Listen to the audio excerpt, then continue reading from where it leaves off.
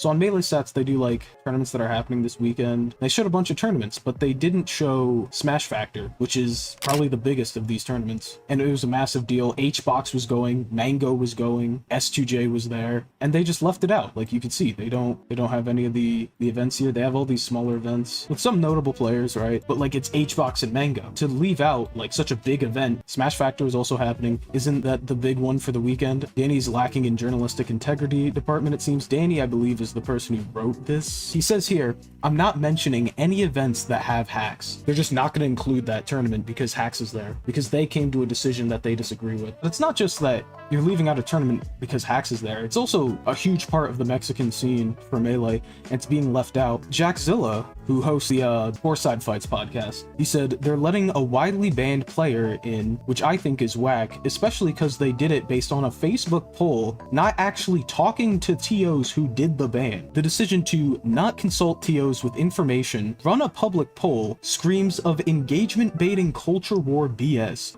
This is where it gets insane. Would you run a poll to unban someone who'd been banned for transphobia? What about soliciting a minor? They already made their decision. The poll was just marketing.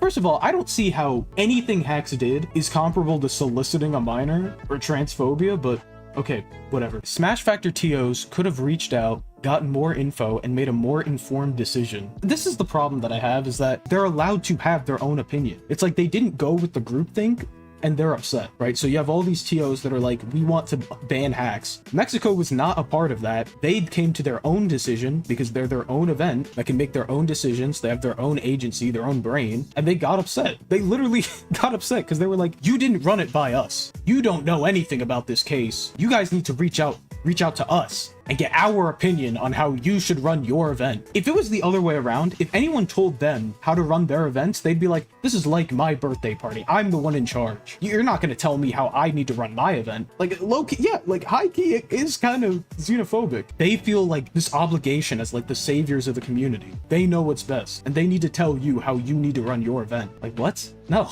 Like I will criticize these TOs. Like I don't like any of these TOs, but they don't have to listen to me. There are people in this community who have concerns about how these events are being run. They don't have to answer to us, but Mexico has to answer to them. It's like, I'm sorry the decision to ban hacks is so horrendously unpopular that like I'm sorry.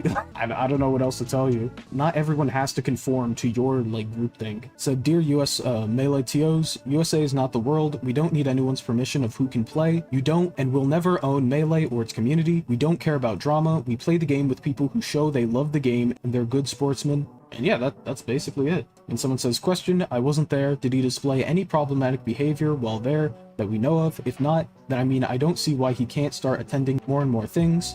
Hey there, same as last year's Smash Factor. Hacks was the only player of the US that gave friendlies nonstop both days. For me, a really great experience to have him around. So Jackzilla mentioned how like he didn't consult the TOs with the info. The info he's talking about is how Hacks is like obsessively like trying to appeal his ban with the TOs, like constantly contacting them. The TOs blocked him, and he's like contacting other people to try to like reach out to the TOs, be like, hey, can you talk to Willie P? I think at one point he showed up to the nightclub venue to try to appeal it. He's not helping himself by doing that. That should be obvious. He's done a ton of stuff this year that has completely like self-sabotaged himself. But this is like 3 years after the initial ban, and he's been banned for like 2 years. This document Mikey wrote up in November of 2023, there was a more structured attempt at reaching a consensus, but TOs ultimately disagreed on the ban length, and so hacks continued to be banned from some events and unbanned from others. Keep in mind, this is already like over 2 years after he was banned, and they're like, well, I guess we couldn't agree, that's it. Like, there's no structured attempt to like figure out when he should be allowed to play over 2 years after he was banned. Like, you never thought like, hey, maybe after a year or like after he apologized to maybe like discuss this? If they had done their job before any of the stuff that happened this year happened, we wouldn't be in this situation. He's done all of this stuff because he wants to play the game. He wants to get unbanned.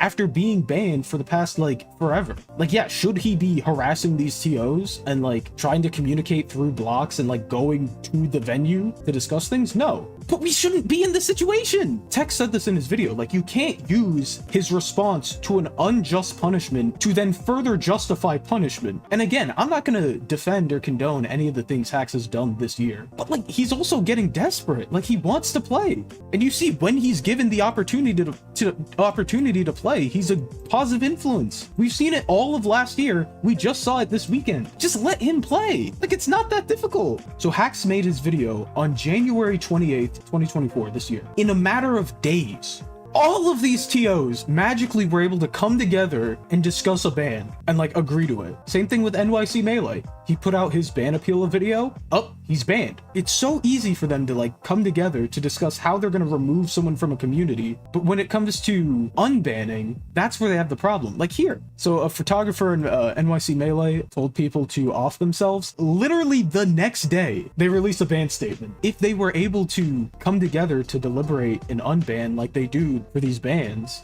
none of this would have happened. It's like all of these TOs are able to come together in a matter of days to permanently ban Hax. When it comes to unbanning, it takes them years to then not come to a agreement. And like you guys are pointing out, like the popular opinion is to let him play. Also, if we're gonna talk about like harassment, so Dark Gen X posted this a while ago, basically detailing all of the stuff that's been going on behind the scenes up to that point. When all of this is going down, Hax is getting made fun of, he's getting memed on, and Gen X posts this to be like, hey guys, he's not, like, stop. Like, trying to humanize him. This guy's not doing well. What happened is, after the technicals video, Greg Turbo basically posted 300 pages worth of depositions that were not public, despite people like Jackzilla lying and saying that they were. They were not. And in them, they had Hax's home address, like, unredacted. Now, granted, the specific apartment number was not accurate, but it was the right building. And even if it wasn't, like, you're still putting the person who does live there in danger by posting it. Guess who signal boosted that? Mikey,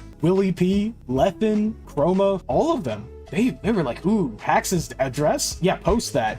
Let's get him. It's like, you can't complain about like harassment, death threats, and then post his address. There was a post where he was like, I've known about this for a while, but it wasn't my place to share. But now that it's public, you guys can read it. It's like, you knew about this. Did you not read it? Like, you should have known that it was his address. Of course, you're still lying and saying that it's not. Yeah, they all privated their accounts after that. I don't condone like online harassment. You 100% deserve it if you dox someone. That's just consequences for your actions. Man, important read. You gotta see his address. And also, if you go on the site, you can't find them anywhere. 300 pages of not public documents after the lawsuit was already concluded, which would probably get someone in trouble. Also, the fact that, you know, he doxed him. It's like, guess what happened after his address was posted?